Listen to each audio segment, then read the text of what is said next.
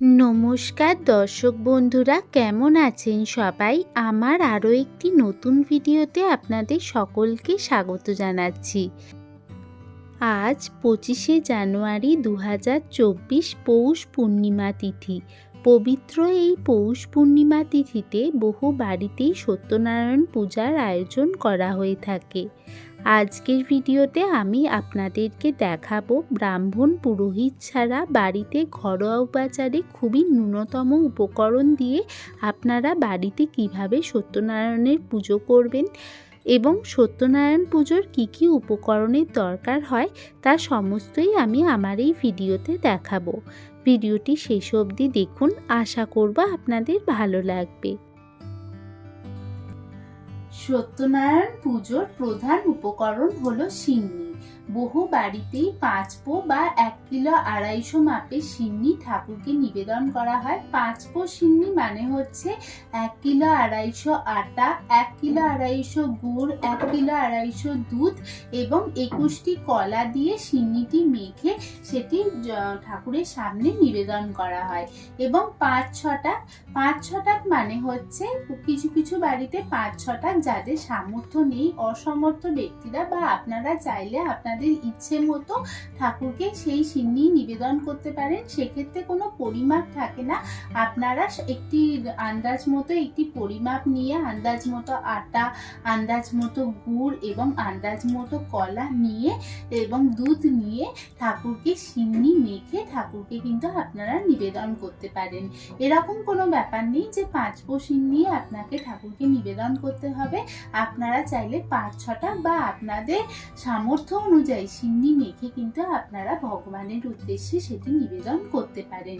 তো আজকে আমি দেখাবো 5-6টা সিন্নিটি আমি দেখাবো যে আমি আমার সামর্থ্য অনুযায়ী একটু আটা, দুধ এবং কলা দিয়ে গুড় দিয়ে আমি সিন্নি মেখে সেটি ঠাকুরের উদ্দেশ্যে নিবেদন করব। তো প্রথমে আমি একটি পরিষ্কার পাত্র নিয়ে নিয়েছি। পরিষ্কার পাত্র নিয়ে নেওয়ার পর আমি এখানে 2টি কলা নিয়েছি। কলাগুলিকে ছাড়িয়ে নেব এবং কলাগুলিকে ভালোভাবে চটকে মেখে নিতে হবে। 2টি কলা এখানে নিয়ে নেওয়ার পর হাত দিয়ে ভালোভাবে চটকে আমি কলাগুলিকে মেখে নেব। কলাগুলিকে ভালোভাবে মেখে নেওয়ার পর এরপর এর মধ্যে আমি গুড় দিয়ে দেব। এখানে আমি আখের গুড় নিয়েছি। আখের গুড় দিয়ে কলাটিকে আমি খুব ভালোভাবে মেখে নেব। কলাটির মধ্যে যতটা সম্ভব পারবো একটু মিহি করেই মেখে নেওয়ার চেষ্টা করব। এরপর এর মধ্যে আমি দুধ দিয়ে দিলাম, কাঁচা দুধ আমি দিয়ে দিলাম এর মধ্যে। এরপর আমি এই মিশ্রণটিকে আরেকটু ভালোভাবে মেখে নিতে হবে। একটু ভালোভাবে মেখে নিচ্ছি মিশ্রণটি ভালোভাবে মেখে নেওয়ার পর আমি এবার আন্দাজ মতো এর মধ্যে আটা দিয়ে দেব। আটাই হচ্ছে সত্যনারায়ণ পুজোর সিন্নির প্রধান উপকরণ হচ্ছে আটা। এরপর আমি সমগ্র মিশ্রণটিকে খুব ভালোভাবে মেখে নেব। ভালোভাবে দেখুন মিশ্রণটি মাখা হয়ে যাওয়ার পর আরেকটু আটা দেওয়ার আমার প্রয়োজন ছিল, তো আটা দিয়ে আমি মেখে নিলাম। এবার একটু ভালোভাবেই মাখা হয়েছে। এরপর এর মধ্যে আমি একটু গাওয়া ঘি দিয়ে দেবো। গাওয়া ঘি দিলে গন্ধটা খুব ভালো আসে, তো গাওয়া ঘি দিয়ে একটু ভালোভাবে মেখে নিলাম। এরপর এই গাওয়া ঘি দিয়ে দেওয়ার পর আপনারা এর মধ্যে খোয়া ক্ষীর দিতে পারেন। আমি একটি সন্দেশটিকে মেখে আমি এর মধ্যে দিয়ে দেব। তো সন্দেশটিকে ভালোভাবে এর মধ্যে মেখে নিলাম। এরপর আমি একটু ভালোভাবে সাজিয়ে নেওয়ার জন্য কাজু কিশমিশ দিয়ে সাজিয়ে নিলাম। দিয়ে দিলাম অবশ্যই তুলসী পাতা দিতে হয়। সত্যনারায়ণ ঠাকুরের পুজোতে তুলসী পাতা দরকার হয়। তুলসী পাতা দিয়ে মেখে আমি এটি ঠাকুরের উদ্দেশ্যে নিবেদন করলাম এবং সত্যনারায়ণ ঠাকুরের ডান দিকে আমি সিন্নিটি রাখলাম। এরপর আমি সত্যনারায়ণ ঠাকুরের আসনটি ভালোভাবে সাজিয়ে নেব। দেখুন প্রথমেই আমি একটি জলচৌকির মধ্যে হলুদ রঙের আসন বিছিয়ে নিয়েছি। এই হলুদ রঙের আসনের মধ্যে আমি সত্যনারায়ণ ঠাকুরকে বসিয়েছি। নারায়ণ ঠাকুরকে এই আসনের মধ্যে বসিয়ে নেওয়ার পর আমি ফুলের মালা দিয়ে নারায়ণ ঠাকুরকে সাজিয়ে নেব। তো নারায়ণকে আমি ফুলের মালা দিয়ে, সাদা ফুলের মালা দিয়ে আমি ঠাকুরকে সাজিয়ে নিচ্ছি। সাদা রজনীগন্ধার মালা দিলাম ঠাকুরের গলায়। এরপর ঠাকুরকে শ্বেত চন্দন নিবেদন করছি। শ্বেত চন্দনের তিলক ঠাকুরকে পরিয়ে দিলাম। ওং নমো ভগবতে বাসুদেবায় নমো। ওং নমো ভগবতে বাসুদেবায় নমো। ওং নমো ভগবতে বাসুদেবায় নমো। এরপর একটু ফুল দিয়ে ভালোভাবে জায়গাটিকে সাজিয়ে নিচ্ছি। গাঁদা ফুল দিয়ে আমি জায়গাটিকে ভালোভাবে সাজিয়ে নিলাম। জন্য ঠাকুরের কাছে মোকাম সাজাতে হয়, তো আমি ঠাকুরের কাছে মোকাম সাজিয়ে নিচ্ছি।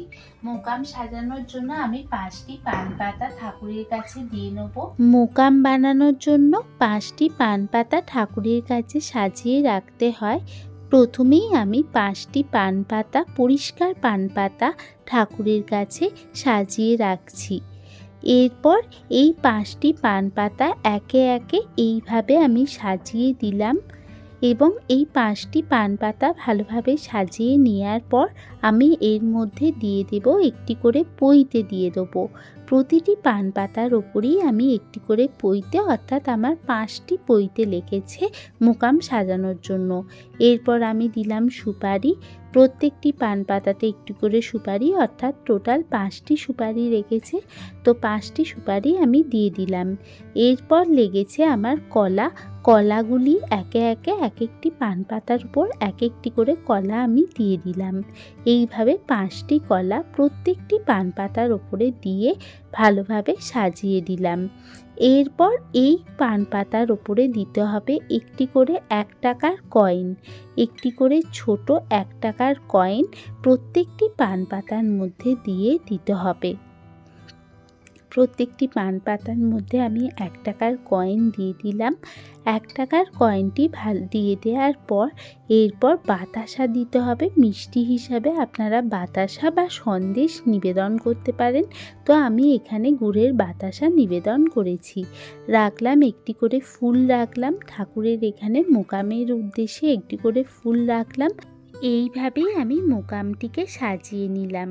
মোকামটি আমার সাজানো হয়ে গেছে। এরপর আমি ঘট পেতে নেব। ঘট পাতার জন্য আমি তুলসী গাছের গোড়ার মাটি নিয়ে নিয়েছি, আপনারা চাইলে গঙ্গা মাটিও নিতে পারেন। তো ঘরটি আমি সাজিয়ে নেওয়ার পর সিঁদুরের ফোঁটা দিয়ে দিচ্ছি। ঘটের মাটির মধ্যে সিঁদুরের ফোঁটা দিয়ে দিলাম। দিয়ে দেব এরপর পঞ্চশস্য। পঞ্চশস্য দিতে হয় মাটির মধ্যে, তো পঞ্চশস্য আমি এখানে নিবেদন করছি। ঘটের মাটির মধ্যে পঞ্চশস্য দিয়ে দেওয়ার পর দিলাম দূর্বা। দূর্বাটিকে ভালোভাবে ঘটের মধ্যে দিয়ে দিলাম। এইভাবে আমি ঘটের মাটিটিকে সাজিয়ে নিলাম। এরপর আমি একটি ঘট নিয়ে নিয়েছি, একটি পিতলের ঘট নিয়ে নিয়েছি। এর মধ্যে আমি লাল স্বস্তিক চিহ্ন ঘটের মধ্যে ভালোভাবে এঁকে নেব। তো ঘটের মধ্যে স্বস্তিক চিহ্ন ভালোভাবে এঁকে নিলাম। ঘটের মধ্যে স্বস্তিক চিহ্ন এঁকে নেওয়ার পর আমি এর মধ্যে সিঁদুরের ফোঁটা দিয়ে দেব। তো ঘটের মধ্যে আমি স্বস্তিক চিহ্নটি এঁকে নিয়ে লাল রঙের সিঁদুরের ফোঁটা গোটা ঘরটির মধ্যে আমি দিয়ে দেব। তো ঘটের মধ্যে সিঁদুরের ফোঁটা আমার দেয়া হয়ে গেছে। এরপর আমি এটিকে জলপূর্ণ করে নেব। এই যে ঘরটি রয়েছে এটি আমি ভালোভাবে পরিষ্কার জল দিয়ে জলপূর্ণ করে নেব। আপনারা চাইলে গঙ্গার জলও ব্যবহার করতে পারেন। ভালোভাবে ঘরটিকে জলপূর্ণ করে নেওয়ার পর আমি এর মধ্যে দিয়ে দিলাম সুপারি। সুপারিটি দিয়ে দেওয়ার পর আমি এর মধ্যে একটি আমশাখা নিয়ে নেব। আমশাখাটি 9টি পাতা আছে, 9টি পাতাযুক্ত আমশাখা নিয়ে তার মধ্যে আমি সিঁদুর দিয়ে ভালোভাবে লেপন করে নেব। তো আমশাখাটিকে ভালোভাবে সিঁদুরের ফোঁটা দিয়ে দেওয়ার পর আমি এর মধ্যে একটি পান দিয়ে দেব। এরপর আমি একটু পান পাতা এর মধ্যে দিয়ে দেব। একটি পরিষ্কার পান পাতা আমি এর মধ্যে দিয়ে দিলাম। এরপর আমি এর মধ্যে দিয়ে দেব একটি কাঁঠালি কলা। কাঁঠালি কলাটির মধ্যে স্বস্তিক চিহ্ন আমি এঁকে নিচ্ছি। তো কাঁঠালি কলার মধ্যে স্বস্তিক চিহ্ন এঁকে নেওয়ার পর কাঁঠালি কলাটিকে আমি এই ঘটের মধ্যে দিয়ে দেব। তো কাঁঠালি কলাটিকে আমি ঘটের মধ্যে দিয়ে দিলাম। এরপর আমার ঘট সাজানো তৈরি হয়ে গেছে। তো এরপর ঘরটিকে আমি উলুধ্বনি সহকারে আমি ঘরটিকে মাটির মধ্যে বসিয়ে দেব। তো ঘরটিকে আসুন উলুধ্বনি দিয়ে আমি ঘরটিকে মাটির মধ্যে ভালোভাবে বসিয়ে দিই এবং ঠাকুরের নাম স্মরণ করতে থাকি, স্বয়ং সত্যনারায়ণের নাম স্মরণ করতে থাকি।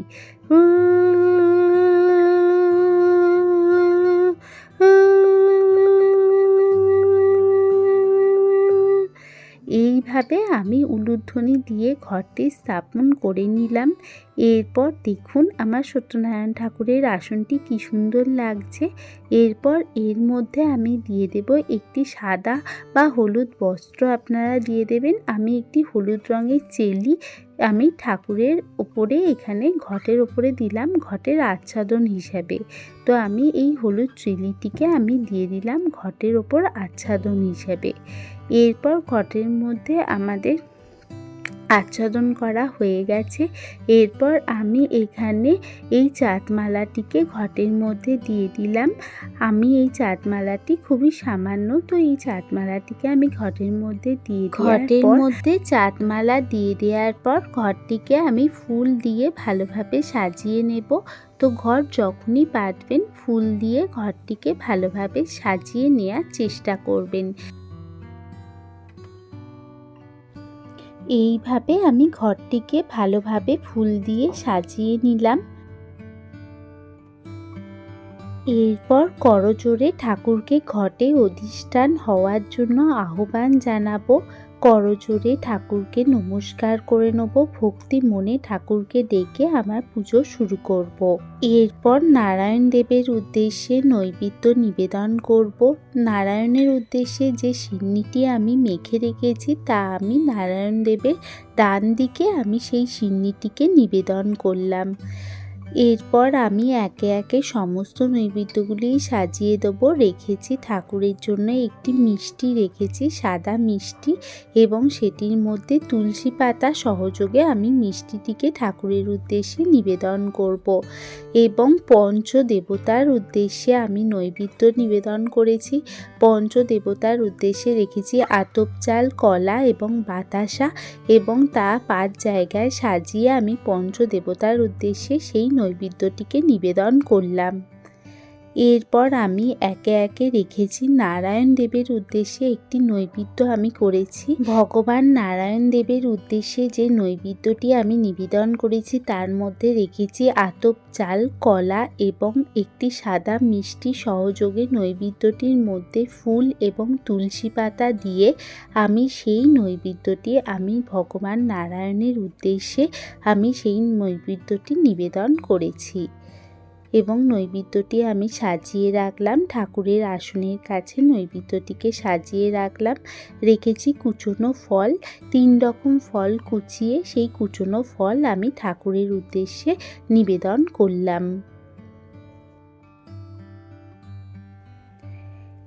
এখানে আমি রেখেছি পাটালি, গুড়ের পাটালি আমি ঠাকুরের উদ্দেশ্যে নিবেদন করেছি। এটিকে পাকা সিন্নি বলা হয়। পাকা সিন্নির মধ্যে পাটালি আপনি চাইলে দিতে পারেন, এছাড়া আপনি গুড়ের বাতাসাও দিতে পারেন। গুড়ের বাতাসা আপনি ঠাকুরের উদ্দেশ্যে পাকা সিন্নি হিসাবে নিবেদন করতে পারেন। আমি এখানে ঠাকুরকে পাটালি নিবেদন করেছি। তো পাটালিটির মধ্যে আমি তুলসী পাতা দিয়ে তা আমি ঠাকুরের উদ্দেশ্যে নিবেদন করলাম। এবং পঞ্চদেবতার পানের জন্য আমি পঞ্চদেবতার জন্য যে নৈবেদ্যটি সাজিয়েছি সেখানে জল রাখলাম, এবং নারায়ণ দেবের উদ্দেশ্যে যে নৈবেদ্যটি সাজিয়েছি তার পাশে আমি ঠাকুরের পানের জন্য জল রাখলাম, এবং অবশ্যই তুলসী পাতা সহযোগে সেটি রাখলাম। এইভাবে আমি খুবই সামান্য কিছু উপাচার করে, সামান্য কিছু আয়োজন করে আমি ঠাকুরের নৈবেদ্যটি সাজিয়েছি। এরপর হাতে ফুল নিয়ে গণেশ দেবতার উদ্দেশ্যে আমি পুষ্পাঞ্জলি দেব। এতুই গন্ধপুষ্পে নমো গণেশাদি পঞ্চদেবতাভ্য নমো।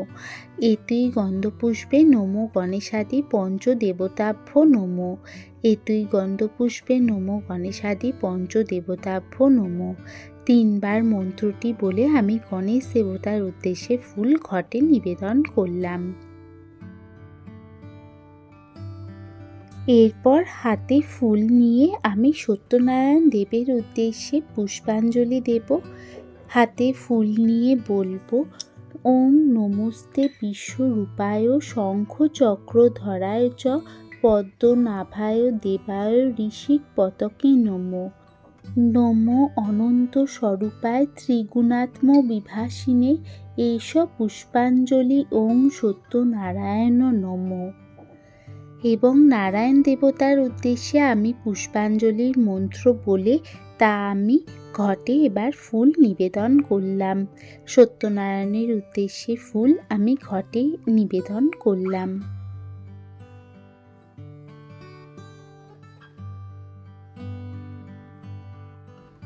এরপর হাতে ফুল নিয়ে মা লক্ষ্মীর উদ্দেশ্যে পুষ্পাঞ্জলি নিবেদন করব।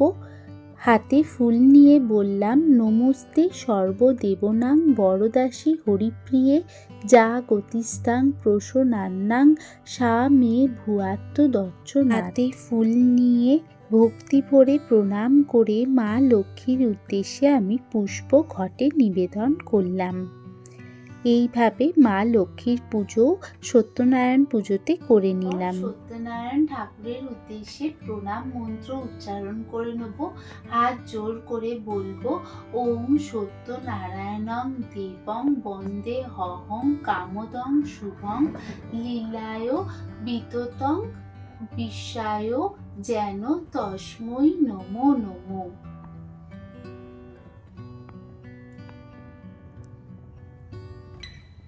সত্যনারায়ণ দেবকে ভক্তি ভরে প্রণাম করে নিয়ে এরপর ঠাকুরের আরতি আমি শুরু করব। ভগবানের আরতি শুরু করার জন্য প্রথমেই ধূপ দিয়ে ঠাকুরের আরতি করে নেব। ধূপটি আমি জ্বালিয়ে নিলাম। এরপর সর্বাঙ্গে ধূপটি দেখিয়ে ঠাকুরের আরতি করে নিচ্ছি।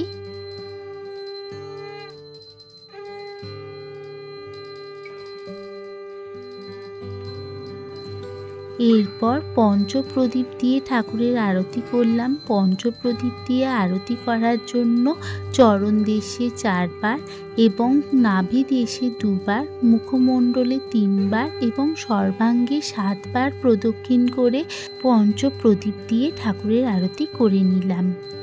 এরপর কর্পূর প্রদীপ দিয়ে ঠাকুরের আরতি করব। একই নিয়ম মেনে কর্পূর প্রদীপ দিয়েও আমি ঠাকুরের আরতি করে নিলাম এবং একান্ত মনে ঠাকুরকে প্রার্থনার দ্বারাই ঠাকুরের আরতি করতে হয়। একান্ত মনে ঠাকুরকে ডেকে ঠাকুরকে প্রার্থনা করে ঠাকুরের আরতি আমি করে নিলাম। কর্পূর প্রদীপ দিয়ে আরতি করার পর আমি জল শঙ্খ দিয়ে ঠাকুরের আরতি করে নেব। এরপর জল শঙ্খ দিয়ে ঠাকুরের আরতি করার জন্য জল শঙ্খের মধ্যে জল এবং একটু ফুল দিয়ে ঠাকুরের আরতি করে নিচ্ছি। জল শঙ্খর মধ্য দিয়ে ঠাকুরের আরতি করার জন্য জল শঙ্খটিকে ঠাকুরের শিরদেশে 3 বার এবং সর্বাঙ্গে 7 বার প্রদক্ষিণ করি ঠাকুরের আরতি করে নিতে হবে। তো জল শঙ্খ দিয়ে আমি ধীরে ধীরে ঠাকুরের আরতি আমি করে নিলাম।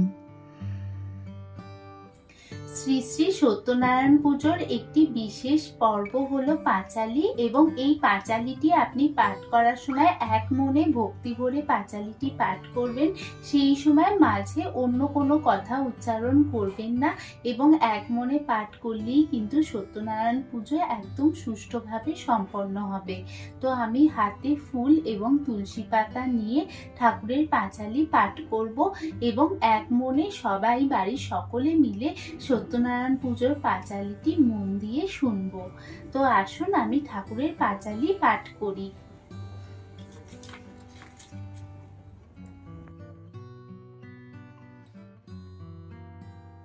সত্যনারায়ণ পদ করিয়া বন্দন, একে একে বন্দিলাম যত দেবগণ। কলিযুগে সত্য পূজা প্রচার কারণ মর্তে আবির্ভূত হন দেবনারায়ণ। দরিদ্র ব্রাহ্মণ এক ছিল মথুরায়, সুখ কভু নাহি পায় দুঃখে দিন যায়। একদিন দ্বিজবর ভ্রমিয়া নগর, কিছু না পাইয়া ভিক্ষা হইল কাতর। বৃক্ষতলে আসি বসে বিষাদিত মনে বহুক্ষণ কাঁদিলেন ভিক্ষার বিহনে। দয়ান্বিত হয়ে দেব সত্যনারায়ণ ফকিরের ছদ্মবেশে দিলা দর্শন। নারায়ণ বলে দ্বিজে, শুনো মহাশয়, কি বা হেতু কান্দিতেছ বসিয়া হেতায়? দ্বিজ বলে, কি হইবে বলিলে তোমায়? ফকির বলেন, দ্বিজ কি বা ক্ষতি তাই? দ্বিজ কন, নিত্য আমি ভিক্ষা মেগে খাই, আজ না পাইনু ভিক্ষা দুঃখ ভাবি তাই। কেমন লাগলো আমার আজকের পূজা পাঠ তা জানাতে একদম ভুলবেন না। ভালো লাগলে একটা লাইক ও আমার চ্যানেলকে একটা সাবস্ক্রাইব করে আমার সাথে থাকুন। সকলে ভালো থাকবেন, সুস্থ থাকবেন, সাবধানে থাকবেন। সকলে ভালো থাকুন। জয় সত্যনারায়ণ, জয় জগন্নাথ।